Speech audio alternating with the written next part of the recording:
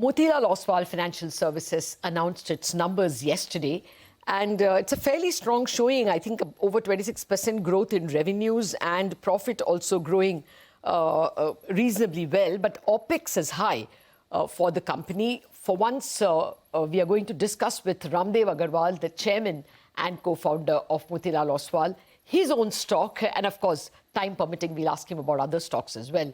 Ramdev, thank you very much for joining us. First, if you can take us through your profit and revenue numbers and where exactly the growth came from. Revenue has gone up by 30% at about 1,416 crores for the quarter. And the profit has, the total profit has been reported about 1,200, for the quarter, it is about 555 crores in this quarter against 548 crores that of last quarter. But my operating profit, which is more important, has grown at 26% from 229 crores to 288 crores. Okay. So the operating profit has grown by 26% on a top line growth of about 30%. Okay. What has happened is that there is a steep increase in the interest cost, and there is we are building up wealth and many other verticals where the employees are at early stage of their deployment. So the operating cost has increased somewhat more than the revenue. Okay. But overall revenue growth is 30% and profit growth is about 26%. Okay. So now if you can tell us the key drivers of this strong revenue growth, which vertical was it? I think your wealth management AUM is the one that's showing the sharpest, some 90% growth. Yeah, so actual growth has come from broking and distribution, the retail broking and iBanking.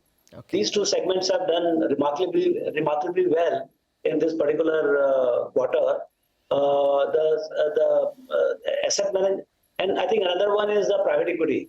But wealth and asset management, these two are they've done better, but not anywhere close to 30%. They've done about 10-12% better. So real driver is iBanking and broking and distribution. Okay. Well, housing finance, it seems a very small addition to your income and your profit. Do you really want to persist with it?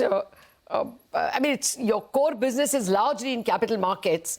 Do you still want to have this small NBFC addition?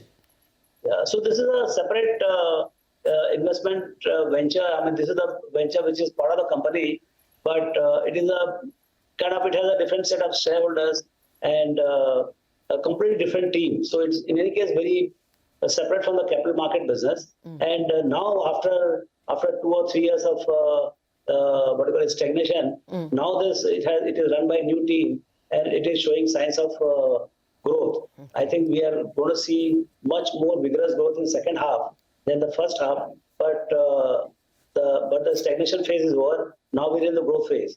And how we want to position it in terms of public issue or we do a line-to-line demerger.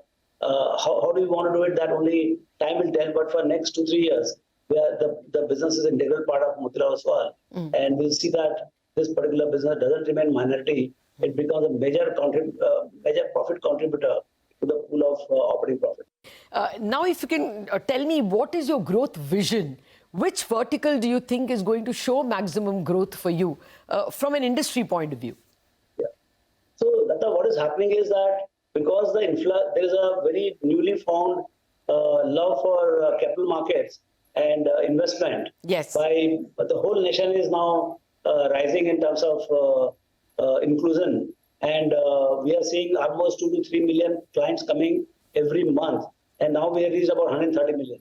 So this investment is clearly financialization or shifting of savings from plain vanilla bank accounts to mutual funds and various other products. So this is what is giving opportunity in every vertical of capital markets, whether it is retail broking, whether it is institutional broking, iBanking, wealth management, asset management, private equity, all over we are there. In all the pieces we are there. Right now, BND is firing big time. But as we go along, we'll realize that once the money has come in, they need to be managed by wealth managers or the asset managers. So we are going to see trickle-down effect in next 2-3 years into other businesses also.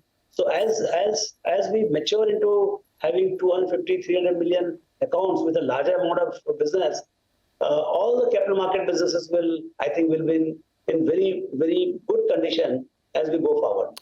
But do you suspect that wealth management and PMS will grow faster than mutual funds? I think mutual fund do very, very well, because that's a favorite of the regulators and everybody. They have been specifically designed for the mass retail, and hence the tax break and the all kinds of facilities are there for mutual fund investors.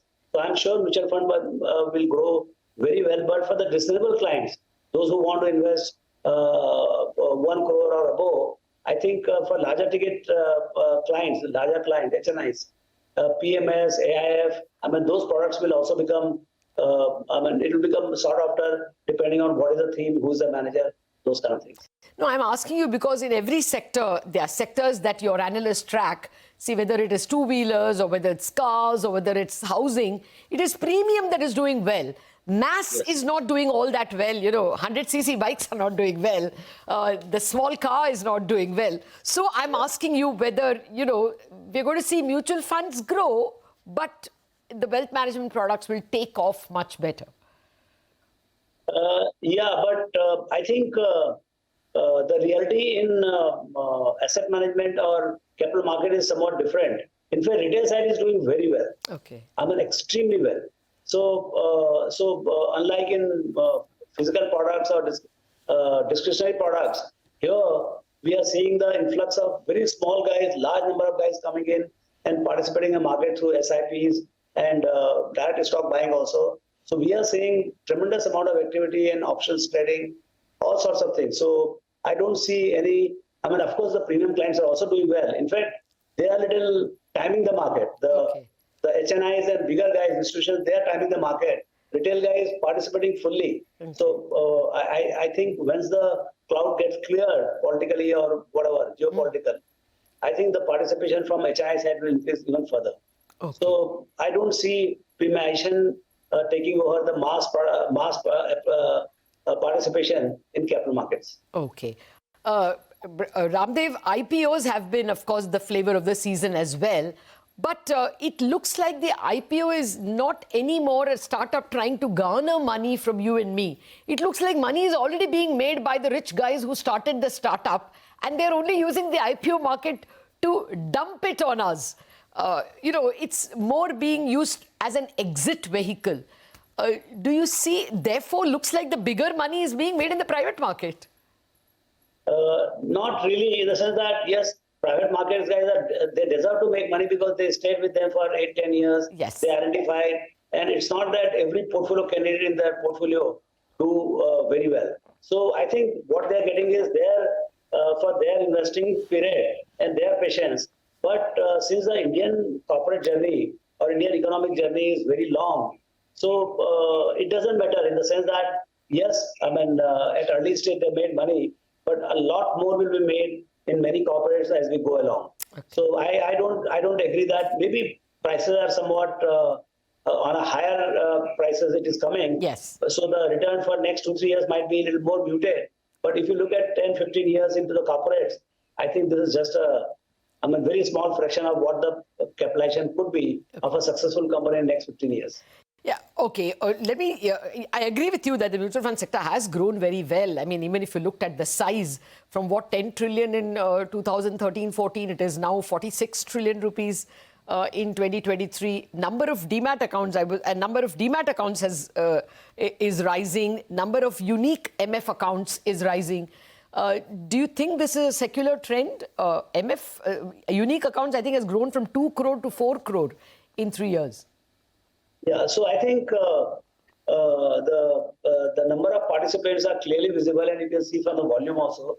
So unique accounts are the really way to go about kind of checking how many unique accounts are there, and that participation is also increasing very rapidly. So from the current total accounts of 130 million, I would see about 250 to 60 million in next 4 years or so. Okay. 4 to 5 years, I would say. But the the nature of the thing is that it's cumulative in character.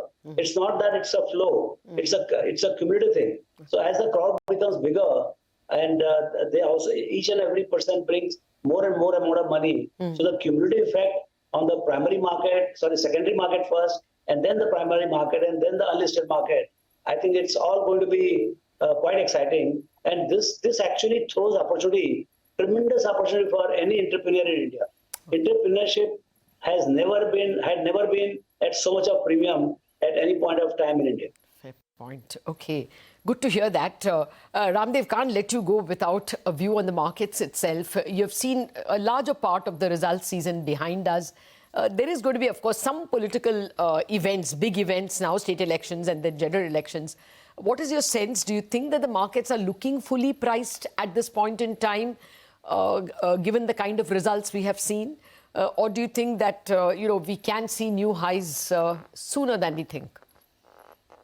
So I would think that it is a volatile kind of situation because there are election results till about December, and in the next 3-4 weeks or 5 weeks, we are going to see a lot of speculation about what is going to be the outcome. And finally, on December 7, this round of election will be done. And while geopolitical developments are already on, and our earnings season is also more or less over, which has been quite good. So I would think that the biggest thing is that my earnings season is not disappointing. Okay. It is good. I think that is, in my mind, it is 70-80% of the factors. Rest are 20-30%, who's buying, who's selling, who is scared, who is optimistic. Those things will take place, and some consolidation, and then again, the journey of higher corporate profits, and even at a stable P multiple. At least we'll track the corporate profits, which my analysts, they tell me that current year will be 20% growth and next year will be 15% growth. Oh. So we are looking at new high sometime in next 5-6 months. Oh, that's good to hear. We'll have to leave it at that. Out of time, Ramdev, but what I take back is that a new high in the next 5 to 6 months. That's a very optimistic call. Thank you very much, Ramdev, for joining us, both with your results and your views on the market. Thank you. We have to take a break on that note. Chartbusters up next.